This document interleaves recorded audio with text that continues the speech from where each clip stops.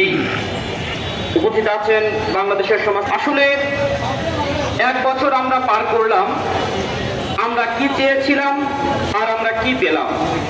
আমরা যদি একটু হিসাব করি, আমরা জুলাই অভ্যুত্থানের যখন 1 তারিখে আন্দোলনটা শুরু হলো, তখন শুরু হয়েছিল কোটা সংস্কার আন্দোলন।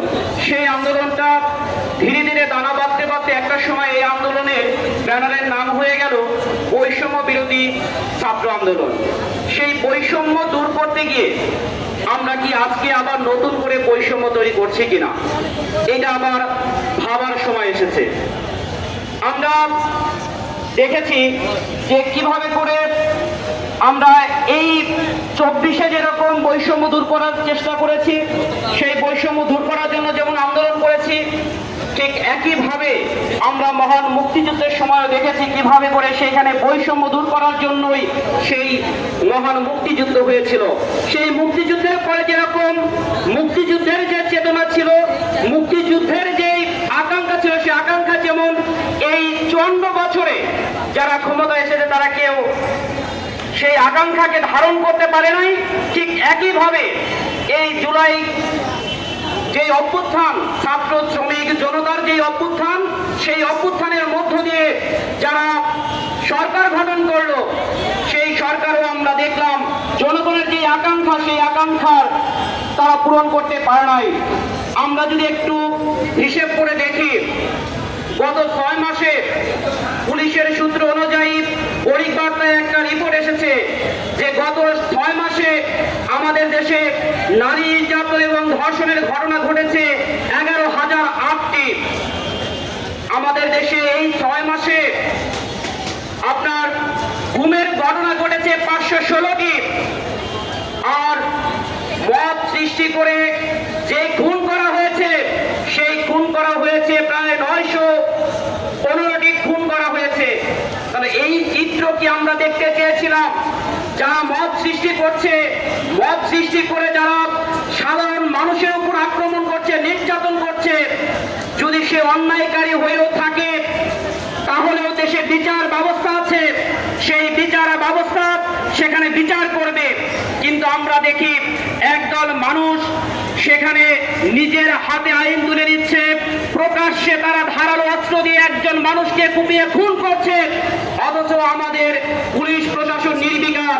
আমরা সেখানে দেখি আমাদের যে আইন শৃঙ্খলা রক্ষাকারী বাহিনীরা আছে তারা সেখানে নির্বিকার, অথচ আমরা যখন দেখি ওখানে এনসিপির নেতারা সেখানে গিয়েছে, ওইখানে দেখি তাদেরকে বাঁচানোর জন্য মরিয়া হয়ে গেছে। তাহলে সাধারণ মানুষরা কি করেছে? আমরা যে কোনো অন্যায় হোক, যে কোনো নির্যাতন হোক, আমরা তার বিরুদ্ধে কথা বলি।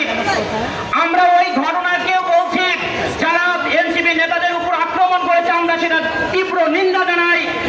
যদি তারা অন্যায় করে থাকে তার বিচার হবে। কিন্তু আপনারা একদল মানুষকে কোলে তুলে নেবেন, আর একদল মানুষকে দূরে ফেলে দেবেন। আমরা সেই একই চিত্র দেখি হাসিনা স্বৈরাচার আমলে যেরকম দেখেছি, সেই একই চিত্র এখন আমরা দেখতে পাচ্ছি। গত 1 বছরে আমরা তার বিপরীতে কিছু দেখতে পাইনি। সংগ্রামী সাথী ও বন্ধুগণ, আমরা ওই হাসিনার আমলে দেখেছি 1998 সালে আমাদের যে চট্টগ্রাম বন্দর, সেই বন্দর বিদেশিদের হাতে সেই ভুয়া একটা কোম্পানিকে তারা দিতে চেয়েছিল। কন্টিনেন্টাল যে টার্মিনাল, সেই টার্মিনালটাকে তারা দিতে চেয়েছিল প্রায় 150 বছরের জন্য তারা ইজারা দিতে চেয়েছিল। সেই সময় বামপন্থীরা লং মার্চ করেছিল, আন্দোলন করেছিল এবং ওই কোম্পানিকে ভুয়া বলে প্রমাণিত করে সেখান থেকে আওয়ামী লীগ সরকারকে বিতাড়িত করার চেষ্টা করেছিল এবং শেষ পর্যন্ত আমরা সেটা সফল হয়েছিলাম। আমরা এখনো দেখলাম গত 28, 29, 27, 28 তারিখে আমরা লং মার্চ, রোড মার্চ করেছিলাম। কেন আমাদেরকে আজকে রোড মার্চ করতে হলো? আজকে তো জুলাই অভ্যুত্থানের মধ্য দিয়ে, জুলাই অভ্যুত্থানের যারা শহীদ হয়েছেন তাদের রক্তের উপর দাঁড়িয়ে ইন্টারিম সরকার। তাহলে কেন তারা আমাদের দেশের সম্পদ তারা বিদেশিদের হাতে তুলে দিতে চায়? তারা কেন ডিপি ওয়ার্ল্ডের সাথে তুলে দিতে চায়? আমরা তো ওই নিউ মর্নিং যে কন্টিনেন্টাল যে টার্মিনালটি রয়েছে, সেখানে আমরা গত 1 বছরে 700 কোটি টাকা সেখানে আমরা উপার্জন করেছি। আমরা সেখানে সক্ষমতার পরিচয় দিয়েছি, তাহলে কেন আমরা সেটা বিদেশিদের হাতে তুলে দেব? তার মানে যারা এই দেশে ক্ষমতায় আসে তারাই এদেশকে লুটে পুটে খাওয়ার যেই ধান্দা, সেই ধান্দা তারা খোঁজে। কেউ দেশকে ভালোবাসে না, কেউই আসলে দেশকে রক্ষা করার জন্য আসে নাই।